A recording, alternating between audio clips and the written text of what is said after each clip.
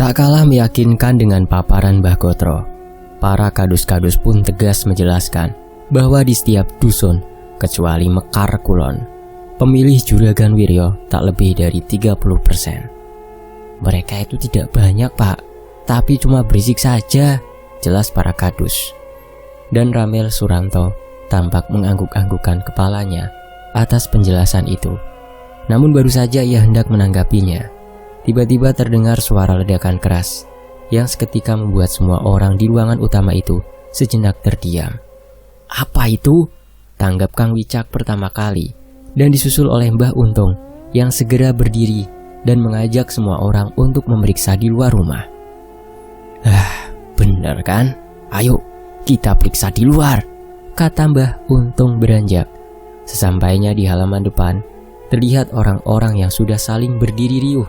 Sepertinya para warga yang berada di depan juga menyadari akan suara ledakan itu.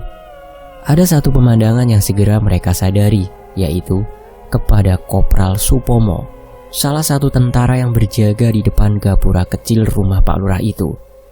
"Api terbang, geni mabur!" teriak Supomo sembari terus menatap ke atas genteng rumah Pak Lurah. Mbah Untung dan yang lain segera menghampiri dan melihat ke arah atas rumah Pak Lurah. Namun tak ada geni mabur seperti yang dikatakan oleh Kopral Supomo. "Ada apa?"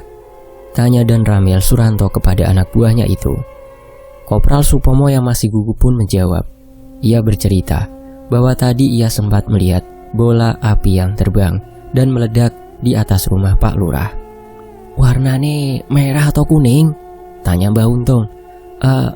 Abang Mbah, merah, abrit, nggih abrit," jawab sang kopral dengan gugup terbata. "Oh," tanggap Mbah Untung sembari mengangguk, dan setelah itu mengajak mereka semua untuk kembali masuk ke dalam. "Bon, ayo, sudah, sekarang kita semua masuk saja dulu," pinta Mbah Untung. Sementara dalam waktu yang bersamaan, para warga tampak buru-buru berpamitan pulang. Sepertinya hal itu membuat mereka semua merasa takut, hingga rombongan demi rombongan warga pun akhirnya pergi meninggalkan rumah Pak Lurah. Bahkan Dan Ramil Suranto dan anak buahnya beserta 3 orang personil polisi yang tadi berjaga pun juga turut pulang. Selang beberapa saat setelah itu, waktu sudah hampir lewat tengah malam. Rumah Pak Lurah yang semula ramai pun kini mendadak senyap. Namun tidak sepi juga, karena di sana masih ada para tokoh dan kadus-kadus yang sekarang kembali duduk di ruangan utama. "Tadi itu apa, Mbah?" tanya Pak Lurah di awal-awal perbincangan. "Ya, itu kerjaan Cokro, tapi masih tidak apa-apa kok. Brajanya belum bisa menembus masuk kemari," tanggap Mbah Untung yang setelah itu kembali berkata, "Untuk 3 sampai 4 kali serangan, mungkin pagar yang ia buat masih bisa menahan. Tapi kalau lebih dari itu, pasti akan ada kemalangan yang terjadi. Jadi untuk mengatasinya, pilihan yang harus diambil adalah bertahan dan membuat pagar lagi, atau melawan hingga dukun Cokro mati. Tapi tenang saja, ini semua sudah menjadi urusan saya," kata Mbah Untung, yang belum 3 detik saja mulutnya menutup. Suara pekik mengikik terdengar mengelilingi rumah Pak Lurah. Semua orang terkejut, lehernya kerut merunduk, kecuali Mbah Untung dan Mbah Suyuti yang sigap berdiri. "Apa itu?" kata semua orang di antara suara tawa yang masih terdengar itu. Setelah itu Mbah Untung dan Mbah Suyuti pun berjalan keluar rumah, meninggalkan orang-orang di ruangan utama. Mbah Suyuti tampak ragu dan mangu-mangu, berjalan seraya memegang sedikit kain baju Mbah Untung. "Apa itu, Mas?" tanya Mbah Suyuti saat berjalan keluar. "Samber nyawa, Mas. Jin yang menjadi pembawa santet prank sedapur. Kita harus bertemu. Jangan sampai dia menanam telurnya di tanah ini," jawab Mbah Untung bersamaan dengan sampainya mereka berdua di lantai teras depan rumah.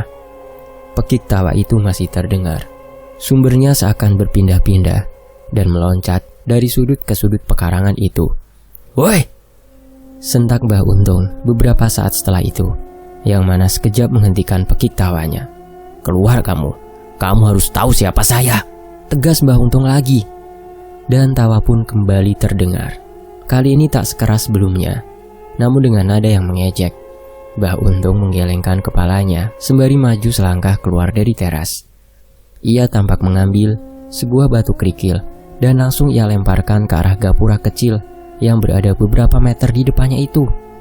Tok, mau keluar tidak kamu?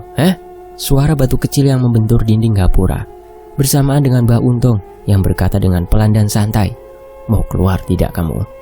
Tak lama setelah itu, kini giliran Mbah Suyuti yang turut turun dari teras dengan keberanian yang sebenarnya sedikit dipaksakan. Ia berjalan mendekat dan kini berdiri di belakang sembari menatap ke arah gapura itu dari balik punggung Mbah Untung. Dan benar nyatanya, tak lama kemudian, tampak dari jarak yang tak terlalu jauh itu, sebuah sesuatu yang membentuk seperti kepala terlihat muncul dan mengintip dari balik salah satu saka gapura kecil itu sambil terus tertawa. Kali ini Mbah Suyuti sempat beberapa detik melihatnya. Namun ia yang semakin gugup dan takut pun segera bersembunyi di balik tubuh Mbah Untung lagi. Biasanya ia tak setakut ini, tapi sepertinya kata-kata santet prank sedapur yang tadi sempat diutarakan kepadanya seakan mulai meruntuhkan sisa keberaniannya.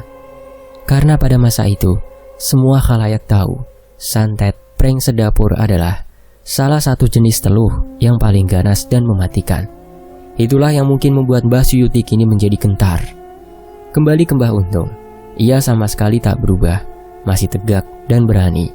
Bahkan di antara suara tawa lelembut itu, ia kini justru terkekeh tipis dan kembali menyuruh sosok yang hanya terlihat kepalanya itu untuk lebih memunculkan wujudnya. Sudah, keluarlah saja. Kita harus berbicara, kata Mbah Untung dengan sedikit keras namun santai. Dengan tantangan Mbah Untung, terduga si Sambernyowo sepertinya marah dan murka.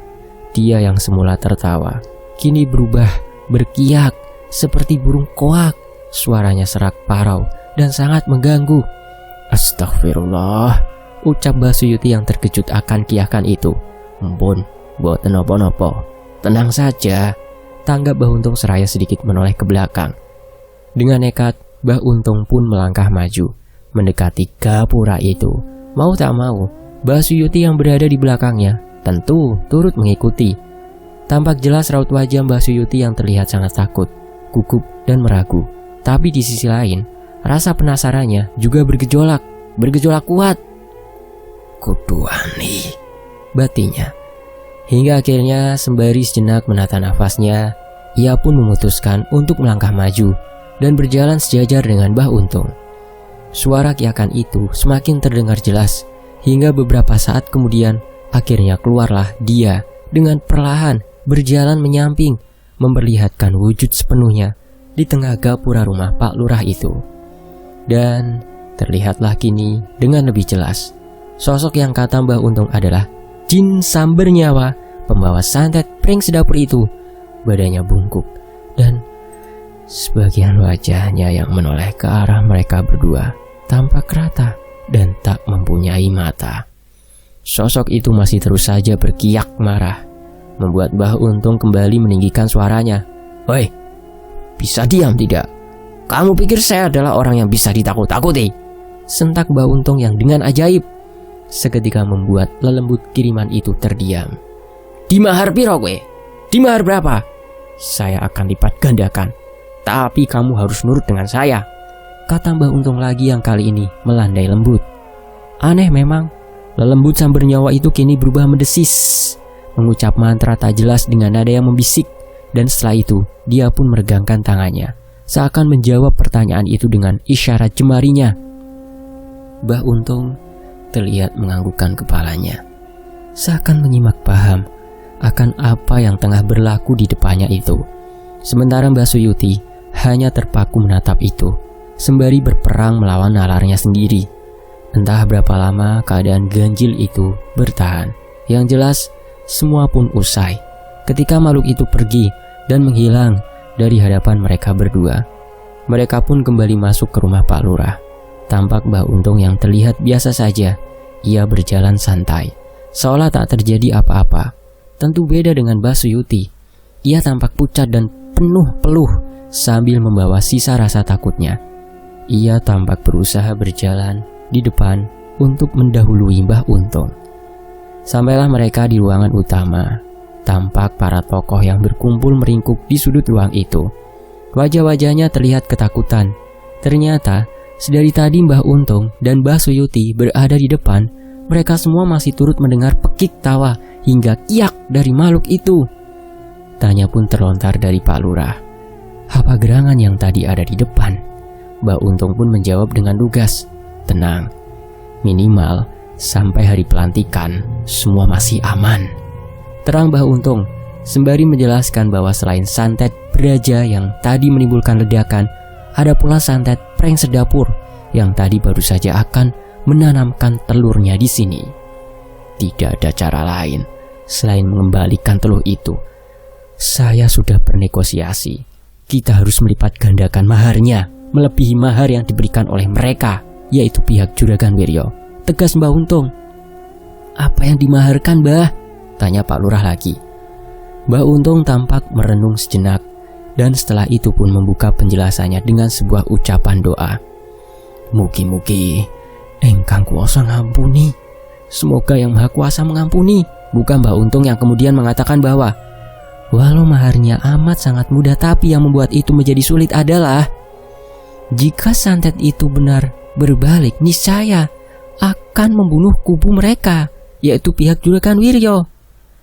Maharnya sangat mudah, dan pastinya Pak Lurah sangat mampu untuk mewujudkannya.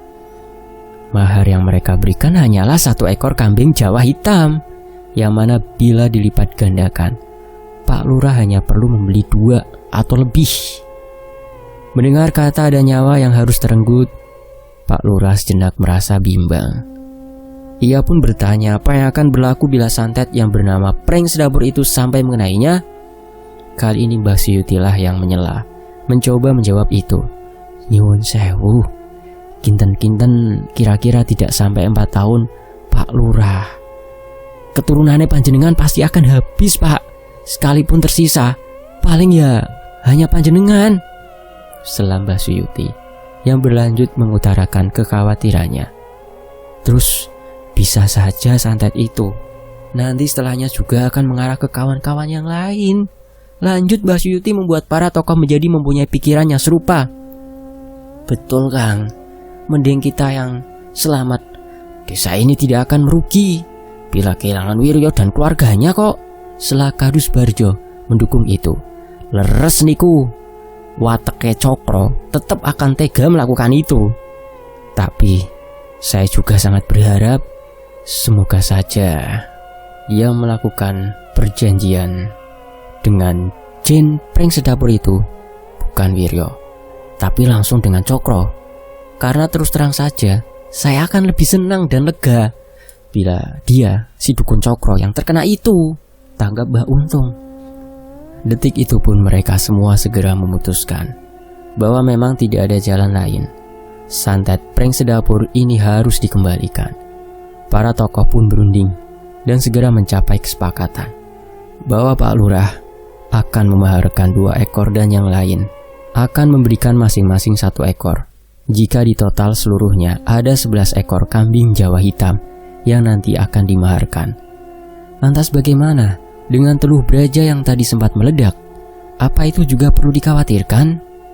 Mbah Untung mengatakan bahwa teluh berwujud bola api itu memang berbahaya dan bisa membunuh orang dengan seketika. Namun untuk kasus ini menurutnya berbeda. Terawangan Mbah Untung mengatakan bahwa santet Braja ini sengaja difungsikan untuk menjebol dulu pagar gaib rumah ini saja. Tidak usah khawatir, nanti saya akan mengurusnya, tukas Mbah Untung yang sekaligus mengakhiri pertemuan malam itu. Sementara itu, di sisi lain, 1 pekan sudah berlalu, terhitung sejak hari pemungutan suara itu. Tak ada lagi keganjilan yang terjadi. Dan seperti yang kita semua tahu, secara de facto, Pak Prawiro Atmojolah yang menjadi pemenangnya. Terlepas adanya kecurangan atau tidak dalam kemenangan sang petahana itu. Yang jelas karena tidak adanya bukti dan saksi yang valid, nota sengketa yang sudah langsung diajukan Juragan Wiryo kurang lebih sehari setelah hari pencoblosan itu sampai saat ini hanya mandek di musyawarah tingkat kecamatan saja. Apakah ada kerusuhan susulan yang terjadi lagi? Kalau hingga saat ini sih belum ada. Hanya saja buah dari kemelut di Balai Desa Mekarsari tempo hari itu membuat Kang Wicak ditahan oleh pihak kepolisian sekitar 4 hari yang lalu sampai sekarang. Entah bagaimana kejadian yang sebenarnya. Meski diakui oleh Kang Wicak itu adalah sebuah perkelahian, tapi banyak saksi dari pendukung Juragan Wiryo dan beberapa aparat keamanan yang waktu itu memisahkan mereka mengatakan kalau pertikaian itu lebih pantas disebut sebagai sebuah penganiayaan. Dan itu semakin dipertebal lagi dengan keadaan Pak Rukun, si penjual ciu cangkol itu kritis sampai saat ini. Sudah, tenang saja. Saya akan jamin tidak sampai 2 bulan kamu pasti bisa berkumpul lagi dengan suamimu. Biar nanti semua yang urus, ucap Bagotro kepada istri Kang Wicak di rumah Pak Lurah siang itu. Saestu mbah, bener, jawab istri Kadus Mekar Kidul itu. Yo tenang toh, gampang kalau itu mah. Sudah pokoknya tenang saja, kata Mbah Gotro yang lanjut ditambah oleh Pak Lurah kepada istri Kang Wicak yang memang hari itu sengaja dipanggil ke rumah Pak Lurah untuk membicarakan ini. Wes Yu, sudah Mbak Yu, sampean tenang saja. Nanti semua saya dan Mbah Gotro yang urus.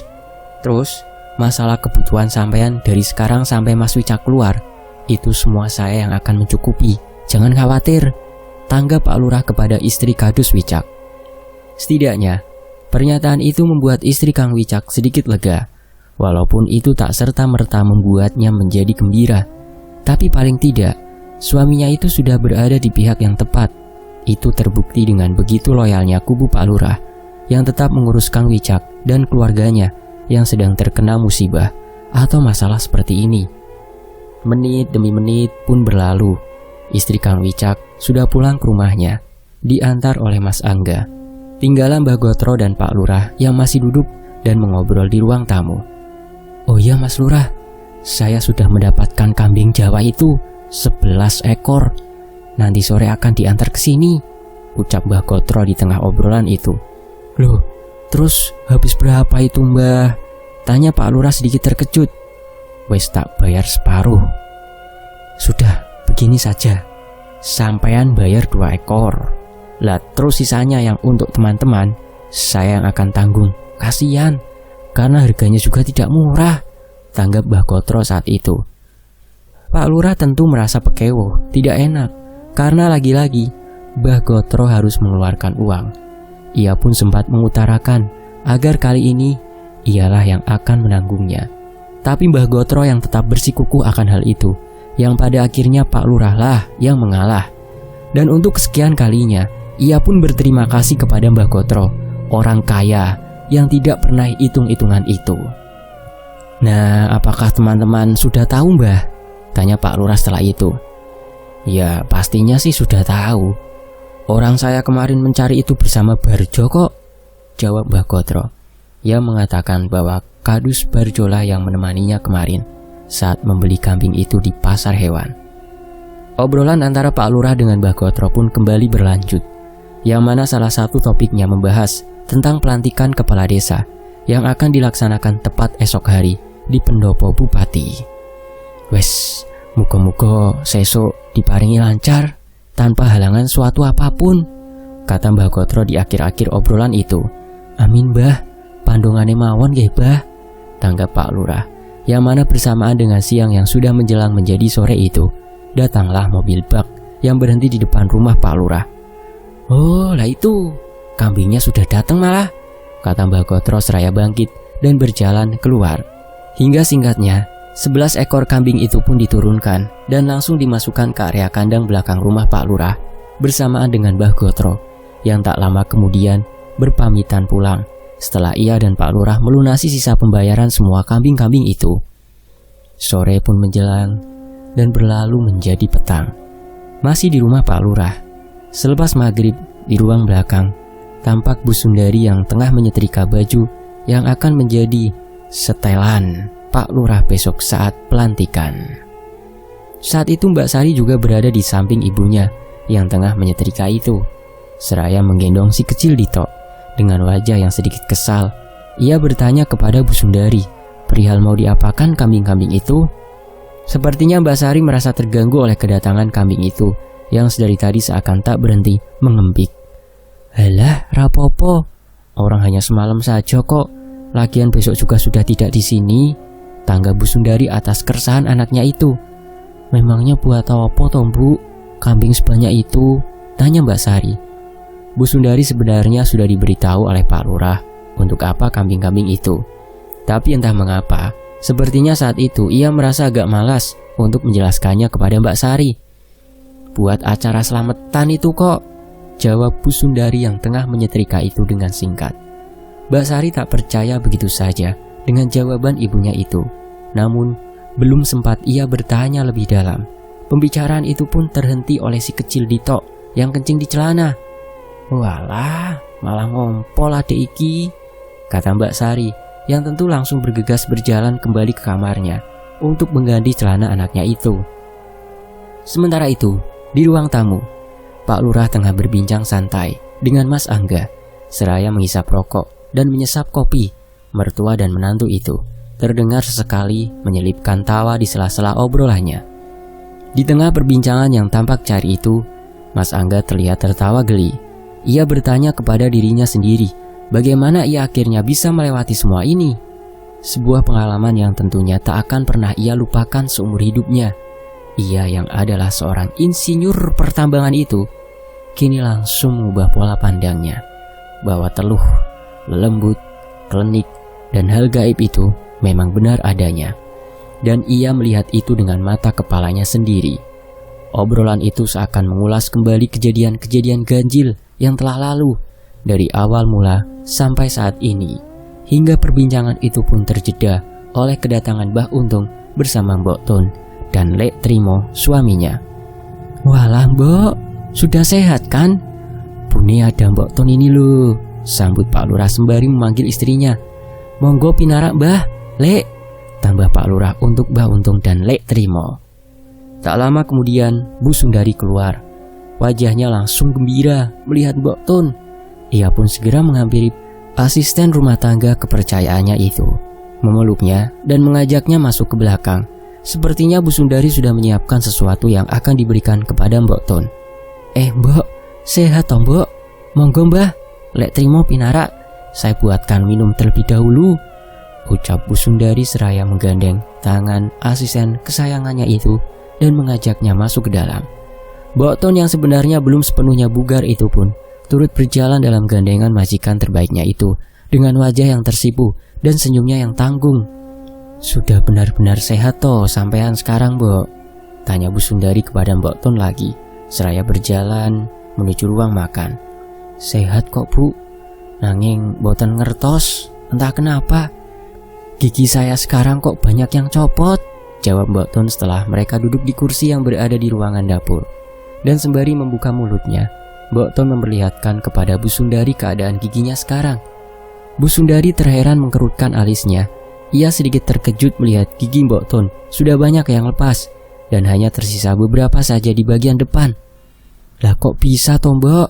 Ucap Bu Sundari seraya mengernyitkan dahinya. Tidak tahu Bu, setiap hari pasti saja ada gigi yang lepas. Karena itu sehabis ini saya akan ke tempat Pak Koyin, seorang kiai sekaligus ahli gigi dari desa sebelah, jawab Mbok Tun. Ya sudah kalau begitu, besok biar diantar Mas Angga pakai mobil, sekalian membuat gigi palsu. Nanti saya beri uang untuk periksa, kata Bu Sundari seraya menyiapkan minuman. Mbok Tun tampak tak enak hati mendengar itu. Dengan basa-basi, ia pun agak menolak bantuan dari Bu Sundari itu. Mbok sudah toh Bu, malah jadi merepotkan. Saya masih ada uang simpanan kok, jawab Mbok Tun, yang tentu langsung ditolak oleh Bu Sundari. Alah sudah Mbok, tidak apa-apa, pokoknya harus mau. Iya Mbok, saya kemarin baru beli jarik 1 kodi, yang 2 lembar rencananya akan saya kasihkan ke sampean, ungkap istri Pak Lurah itu, yang segera beranjak mengambil kain jariknya dan memberikannya kepada Mbok Tun. Wah, matur suwun sangat Bu, terima kasih, kata Mbok Tun atas pemberian Bu Sundari. Sementara itu di waktu yang sama, Mbah Untung dan Lek Trimo terlihat tengah berbincang dengan Pak Lurah untuk memberitahukan apa maksud kedatangan mereka kemari. Niki kula mboten saged suwi-suwi. Saya ndak bisa lama-lama. Saya kesini hanya mengantarkan kambing dari Pak Lurah. Ternyata saya lupa memasukkan ton dalam hitungan. Hehehe. Kata Mbah Untung terkekeh di awal-awal pembicaraan seraya menunjuk ke arah kambing yang diletakkan di halaman depan. Ternyata kemarin Mbah Untung sempat terlupa bahwa Mbok Tun, keponakannya sendiri itu, juga masuk ke dalam daftar orang yang kemungkinan besar akan menjadi incaran teluh itu. Oh inggih Mbah, tanggap Pak Lurah, yang setelah itu memanggil Mas Angga untuk membantu memasukkan kambing itu di kandang belakang rumah. Oh iya Pak Lurah, besok malam kita sudah bisa memulai ritual itu. Semoga saja semuanya bisa ikut ya, kata Mbah Untung, yang setelah itu tampak berdiri dan akan beranjak pamit. Mbok nanti dulu toh Mbah, minum-minum dulu, itu sedang dibuatkan loh sama ibu, sambut Mas Angga, yang baru saja keluar setelah memasukkan kambing yang dibawa Mbah Untung ke dalam kandang. Wah, tidak usah repot-repot Mas, sela Lek Trimo kini menanggapi. Dan setelah itu juga menjelaskan kalau petang ini akan ke tempat Pak Oyin, ahli gigi ternama dari desa sebelah. Walah, lah memangnya siapa yang sakit gigi Lek? Tanya Pak Lurah kini. Ton itu Pak Lurah, giginya banyak yang tiba-tiba lepas, jawab Lek Trimo, bersamaan dengan Bu Sundari dan Mbok Ton yang keluar sambil membawa nampan yang berisi gelas-gelas minuman. Silahkan minumannya, monggo diunjuk, kata Bu Sundari seraya meletakkan minuman itu di atas meja. Melihat minuman yang sudah di atas meja itu membuat Lek Trimo dan Mbah Untung pun menjadi urung beranjak. Rasanya tak sopan saja kalau mereka berpamitan pulang saat minuman dari tuan rumah baru saja datang. Mereka semua pun kembali duduk dengan Mbok Ton dan Bu Sundari yang kini juga turut berada di ruang tamu itu. Sebentar. Memangnya ada apa dengan gigi Mbok Ton? Kok sampai seperti itu? Kata Pak Lurah meneruskan obrolan tadi, yang mana kali ini langsung dijawab sendiri oleh Mbok Ton. Entahlah ini Pak, tiba-tiba saja banyak yang goyang dan terlepas, jawab Mbok Ton yang langsung ditimpali oleh Mbah Untung yang mengatakan bahwa kejadian itulah yang membuat Mbok Ton menjadi seperti itu. Hah, kok bisa begitu? Batin Pak Lurah, yang sedikit bingung dengan kata-kata Mbah Untung barusan. Lantas, kalau memang berhubungan dengan hal itu, kenapa tidak Mbah Untung saja yang mengobatinya? Tanya mereka kini, yang mana segera dijelaskan beberapa saat kemudian oleh Mbah Untung. Mbah Untung berkata bahwa gangguan gaib yang terlalu kuat akan berefek kepada tubuh dan akhirnya menjalar menjadi gangguan medis.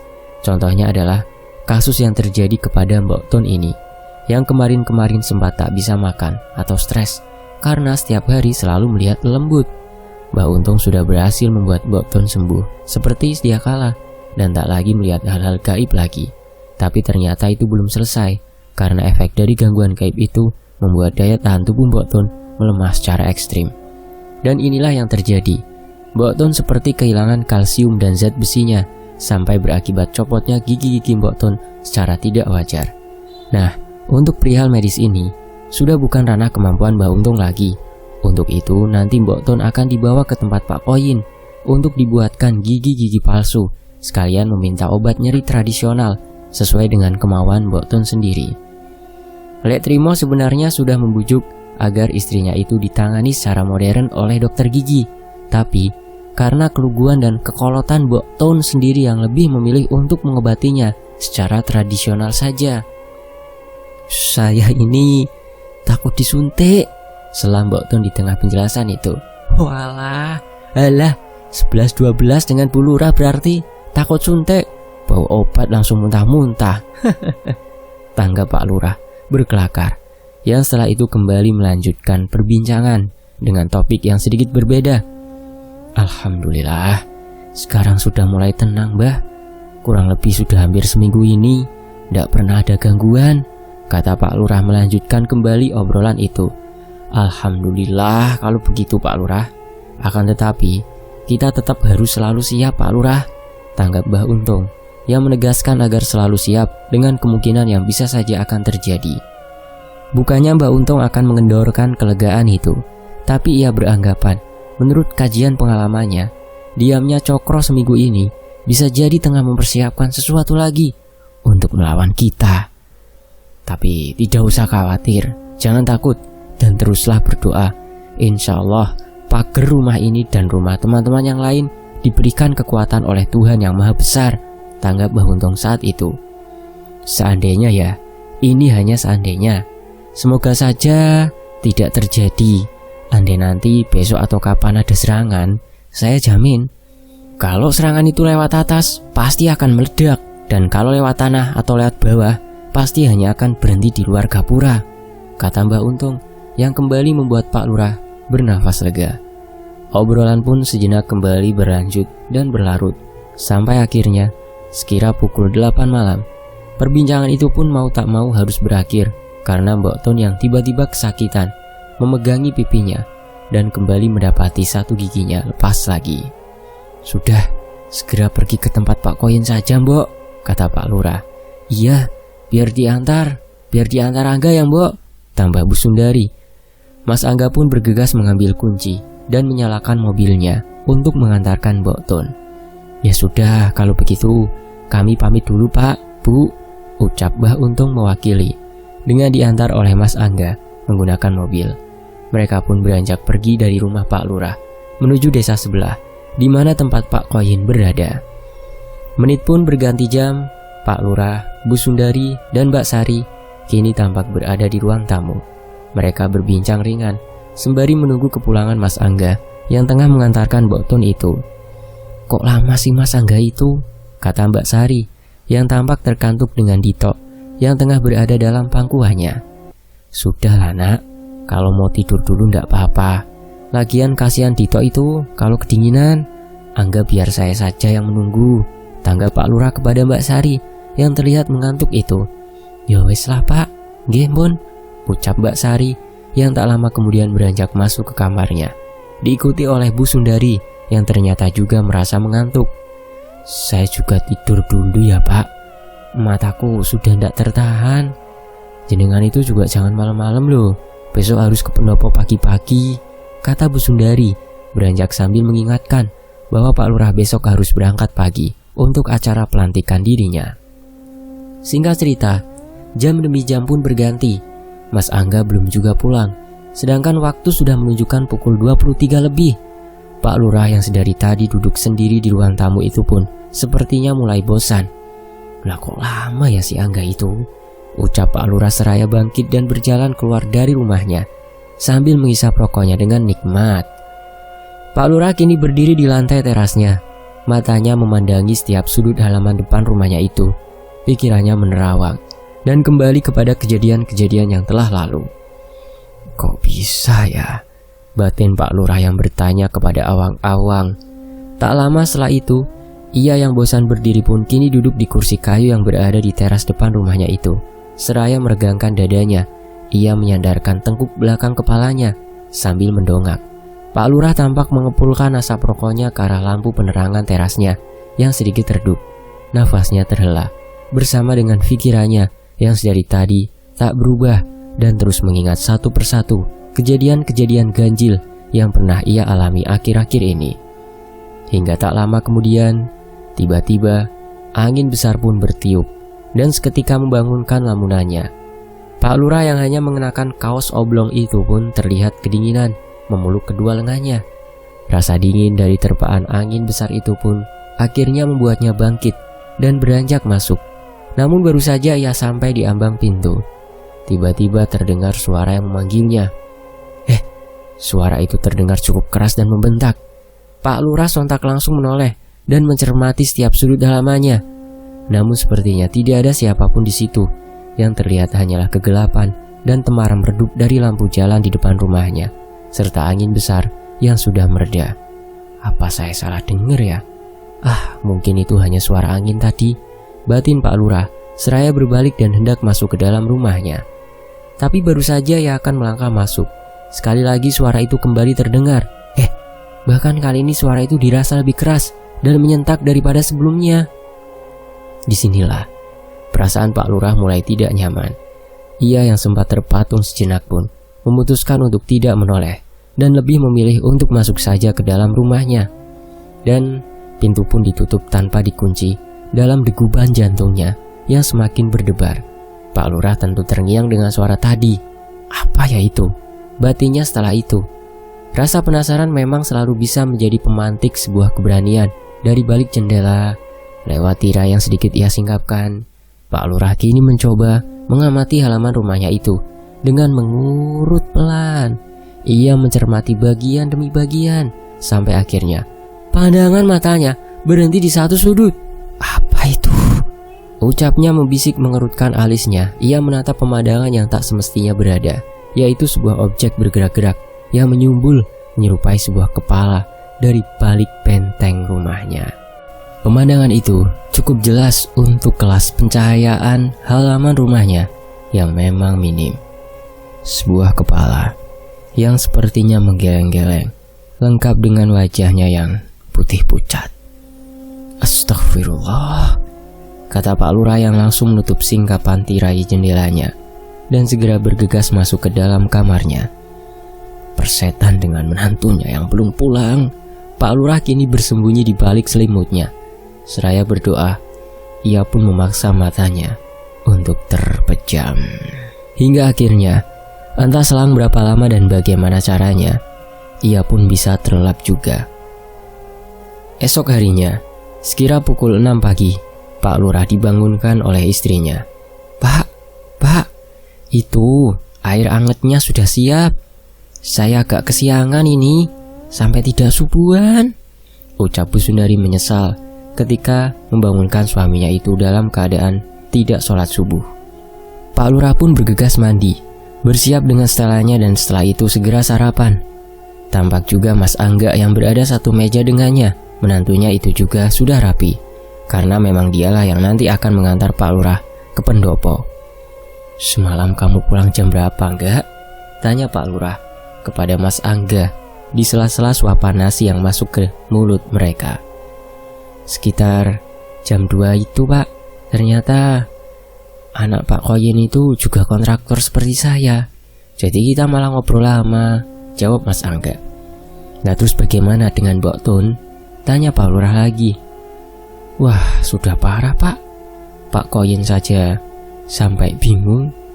Dan mohon maaf, hampir semua giginya sudah membusuk. Solusinya ya harus dicabut biar tidak infeksi, terus diganti gigi palsu. Hanya sekitar 3-4 gigi saja yang bisa diselamatkan, jawab Mas Angga. Yang setelah itu mengatakan sebenarnya lebih efisien kalau Mbok Tun langsung dibawa ke dokter gigi saja. Toh kata Pak Koyin, dalam pembuatan gigi palsu ia juga dibantu oleh dokter gigi juga. Orang di sana akhirnya juga disuntik kok, tambah Mas Angga. Nah terus mau tidak? Tanggap Pak Lurah seraya tertawa. Tadinya ndak mau lah, Pak. Terus setelah Mbah Untung marah-marah, akhirnya mau juga. Tapi ya itu, sehabis disuntik langsung pingsan. Itu juga salah satunya, Pak, yang membuat tadi malam menjadi lama, kata Mas Angga menceritakan bagaimana Mbok Tun semalam di tempat Pak Koyin. Jam sudah hampir menunjukkan pukul 7 pagi. Bu Sundari keluar dari kamarnya. Ia sudah siap dengan sanggul dan kebayanya. Ayo, kalau mau berangkat, kata Bu Sundari yang menghampiri suami dan menantunya di ruang makan. Dan tak lama kemudian, mereka pun berangkat ke pendopo Bupati untuk acara pelantikan Pak Prawiro Atmojo itu. Sekitar pukul 8 pagi, acara pelantikan pun dilaksanakan. Dan akhirnya, untuk sekian kalinya, Pak Prawiro Atmojo pun secara de jure resmi dilantik lagi sebagai Kepala Desa Mekarsari. Mereka pun pulang dengan gembira, meski sesungguhnya itu terasa palsu untuk Pak Lurah yang memang terlihat biasa saja dan malah seperti tampak gamang. Bagaimana tidak, banyak kemalangan-kemalangan yang tumpah atas nama dirinya. 2 orang kehilangan nyawa, Kang Bajul dan Kang Kismo. Dan 2 orang juga masuk ke dalam penjara, Kang Kuriman dan Kadus Wicak. Di rumah, Pak Lurah disambut dengan gegap gembita oleh para pendukungnya. Bahkan ketika ia baru saja turun dari mobil, semua orang langsung saling bergumul dan berebut untuk menjabat tangannya dan mengucapkan kata selamat kepadanya. Dimulai dari pagi itu, tamu demi tamu yang ingin mengucapkan selamat kepada Pak Lurah seperti datang tanpa henti. Bak orang yang tengah menggelar hajatan besar, orang-orang terus bergantian datang ke rumah Pak Lurah Prawiro Atmojo itu. Hingga pagi pun berganti siang, dan siang pun tanpa terasa menjadi petang. Malam harinya, Mbah Untung, Mbah Suyuti, Mbah Gotro, Pak Karim, Pak Warso, Pak Carik Sukmo, Lek Trimo dan para kadus-kadus kecuali Kang Wicak. Mereka semua sudah berkumpul di rumah Pak Lurah. Tampak 4 buah mobil terparkir di jalan depan rumah Pak Lurah. 3 mobil tertutup dan 1 mobil bak terbuka, yang mana mobil itu sudah dipenuhi dengan 13 ekor kambing Jawa berwarna hitam. Seperti yang kita semua tahu, di malam inilah ritual pembalikan teluh itu akan dilakukan.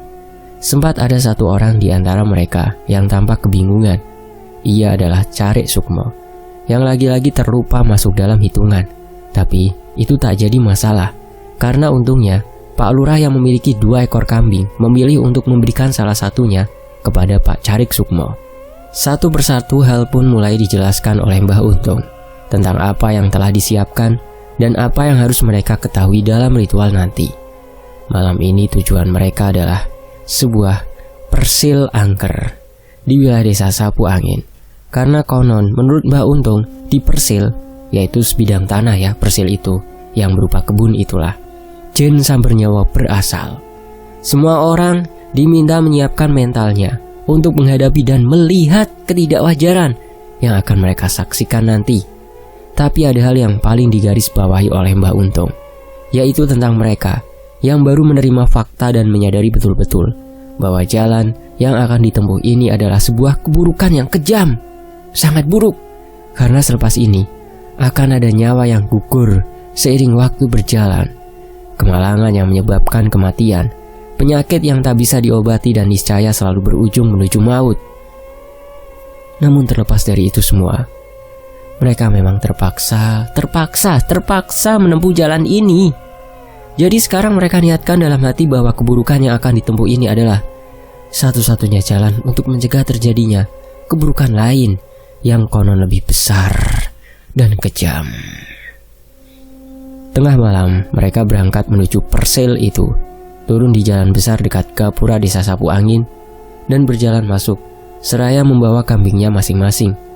Pak Tunggul sedikit terseok, karena selain menuntun kambingnya sendiri, ia harus membawakan juga kambing milik Kang Wicak, karena Kang Wicak masih di dalam ya. Sama halnya dengan Kang Saleh dan Kadus Barjo, yang juga ribet membawa tikar dan tungku sambil menuntun kambingnya. Sejak mereka masuk dari jalan besar, setelah itu, kambing-kambing seperti berubah aneh. Rasanya kambing itu menggeret maju seolah-olah ingin cepat sampai di persil keramat itu. Hingga akhirnya, setelah mereka berjalan melewati rerumputan basah yang cukup panjang, sampailah mereka kini di mulut pintu persil angker itu. Pohon-pohon jati yang cukup besar menyambut kedatangan mereka. Terlihat Mbah Untung yang menghentikan langkahnya, sejenak mengucap mantra, dan setelah itu memijakan kakinya ke tanah 3 kali. Dek, dek, dek. Anggukan dari Mbah Untung menjadi pertanda untuk mereka melangkah masuk dengan secuil keberanian. Semua orang pun kini kembali berjalan beriringan mengekor di belakang Mbah Untung. Hingga sampailah mereka di titik tengah persil itu. Tikar pun digelar, dan kambing-kambing diikat dengan patok mengelilingi mereka, dengan 4 buah lampu semprong sebagai penerangan.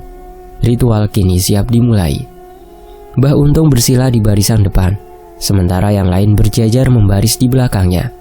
Kemenyan pun dibakar tak lama setelah itu. Kepul asapnya membaur bersama mantra-mantra Jawa yang keluar dari mulut Mbah Untung. Lama-kelamaan, hawa-hawa tak enak mulai terasa, yang perlahan membuat mereka semua seperti merasa sumpek dan sesak, seakan sedang berkumpul menjadi satu di dalam ruangan yang tertutup. Mbah Untung sudah selesai dengan mantranya, dan suasana pun seketika berubah menjadi hening. Tak ada satupun suara binatang malam yang terdengar, bahkan bisa diibaratkan heningnya saat itu bagaikan sehening orang yang tuli. Sampai akhirnya Mbah Untung pun menoleh dan berbicara. Pokoknya jangan terkejut, Jangan berlari dan jangan berteriak. Diamkan saja, ucap Mbah Untung, yang tentu memperingatkan kepada mereka akan adanya sesuatu yang datang. Mbah Untung pun kembali ke posisinya semula. Dan sekira tak sampai 1 menit kemudian, terdengarlah suara teriakan parau dari arah depan yang mendekat dan semakin mendekat, kecuali Mbah Untung. Semua orang tentu tertunduk takut memegangi tengkuknya yang bergidik. Namun sekali lagi, Mbah Untung menoleh dan menyuruh mereka semua untuk berusaha menegakkan kepalanya. Diusahakan tenang, jangan terlihat takut, pinta Mbah Untung yang sepertinya mustahil itu. Teriakan parau terus mendekat, sampai pada satu titik suara itu berhenti, ketika tepat benar-benar di depan mereka. Srek, srek, srek. Terdengar suara langkah kaki. Beberapa saat setelah teriakan parau itu berhenti, Pak Lurah adalah orang pertama yang tanpa sengaja menegakkan kepalanya, yang mana ia langsung mematung terpaku melihat sosok yang tampak berjalan menyeret itu. Inilah mungkin sang lelembut pembawa teluh itu, yang kini tampak berjalan menyusuri kambing-kambing yang terikat di sekeliling mereka. Semua kambing mendadak mengembek gaduh, tak terkendali, seakan sadar dan berusaha untuk lepas dari ikatannya. Keadaan itu bertahan cukup lama, sampai akhirnya perlahan embek kambing itu semakin berkurang mengembek, satu demi satu, dan akhirnya menghilang. Habisnya semua kambing itu menjadi penanda selesainya ritual ini. Mbah Untung pun sedikit bangkit menggeser tubuhnya untuk mendekati orang-orang di belakangnya, dan seraya menyalakan sebatang rokok. Beliau memastikan lagi bahwa semua kambing sudah benar-benar hilang.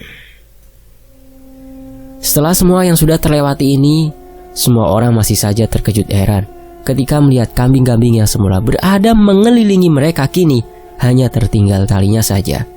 Bahkan simpulnya pun masih rapat dan rapi. Sungguh tak mungkin kambing itu bisa terlepas tanpa merusak simpul talinya. Tapi inilah yang terjadi. Ritual pengembalian teluh itu pun akhirnya selesai dengan melipat gandakan mahar atau persembahan yang diberikan oleh kubu Juragan Wiryo. Sepertinya jin pembawa santet itu akan balik menyerang si pengirim. Waktu pun berlalu. Entah kebetulan atau memang santet prank sedapur itu sudah benar bekerja. Yang jelas, kemalangan demi kemalangan mulai terjadi. Dukun Cokro terkena stroke sekira 1 pekan setelah ritual pengembalian itu dan meninggal 6 bulan kemudian. Berlanjut dengan istri Juragan Wiryo, 1 tahun kemudian juga meninggal dalam perawatan di rumah sakit karena TBC parah. Tak berhenti di situ, Utomo, anak sulung Juragan Wiryo, yang kerap disapa Tomblo ini, namanya memang tidak pernah disebut di dalam cerita. Karena memang di saat kemelut Pilkades itu terjadi, ia tengah berada di perantauan. Setelah ibunya meninggal, Utomo pulang dan kembali menetap di Mekarsari. Tapi seiring berjalannya waktu, ia mulai mengalami depresi. Entah karena kesedihan atas kepergian ibunya atau karena faktor lain. Tapi yang jelas depresi itu membuatnya memilih bunuh diri. Utomo mengakhiri hidupnya tepat sehari setelah memperingati 1000 dino meninggalnya sang ibu. Bertahun berlalu setelah Pilkades itu, keluarga Juragan Wiryo berguguran satu persatu. Dari istri, anak pertamanya, bahkan kedua orang tuanya juga meninggal dalam waktu yang saling berdekatan. Hingga setelah musibah yang bertubi itu, yang tersisa hanyalah 1 anak bungsunya, yang lagi-lagi memang sengaja tidak disebut dalam cerita ini karena suatu alasan. Ia adalah Martini, anak bungsu Juragan Wiryo yang berkebutuhan khusus, dan gadis Down syndrome itulah yang kelak akan menemani Juragan Wiryo sampai akhir. Pada akhirnya kita tidak bisa lagi melihat siapa yang paling jahat dalam cerita ini, kan? Entah kubu Lurah Prawiro yang merasa diserang terlebih dahulu, atau kubu Juragan Wiryo yang justru malah menjadi pihak yang akhirnya paling merugi dan menderita. Dan demikianlah tamat. Terlepas dari kepelikan cerita ini, semoga ada hal baik yang bisa kita petik. Terima kasih sudah menyimak hingga akhir, dan tidak lupa saya memohon maaf bila saja ada intonasi atau pengucapan kata yang salah, yang mungkin kurang berkenan juga ya. Dan akhir kata dari saya, matur sembah nuwun rencang-rencang. Semoga kita selalu diberi keberkahan dalam segala hal. selesai. Dan cerita ini akan berlanjut ke cerita yang berjudul Mantrik, ya, yang mengisahkan tentang seorang lansia yang kehilangan kewarasannya setelah istrinya meninggal. Pak Mantrik menyelinap ke makam istrinya, mencabut kayu nisannya, dan membawa itu pulang ke rumah. Silakan bisa dibaca dulu series Mantrik yang masih berlangsung di karya karsanya Mas Agil Saputra. Untuk linknya ada di deskripsi ya. Dan semoga saya juga bisa membacakannya untuk teman-teman di sini. Saya pamit. Demikianlah Lemah Kuburan dari Mas Agil Saputra. Terima kasih teman-teman. Wassalamualaikum warahmatullahi wabarakatuh. Alhamdulillah, sampai jumpa di kisah lainnya. Tetap di Fakta Sejarah.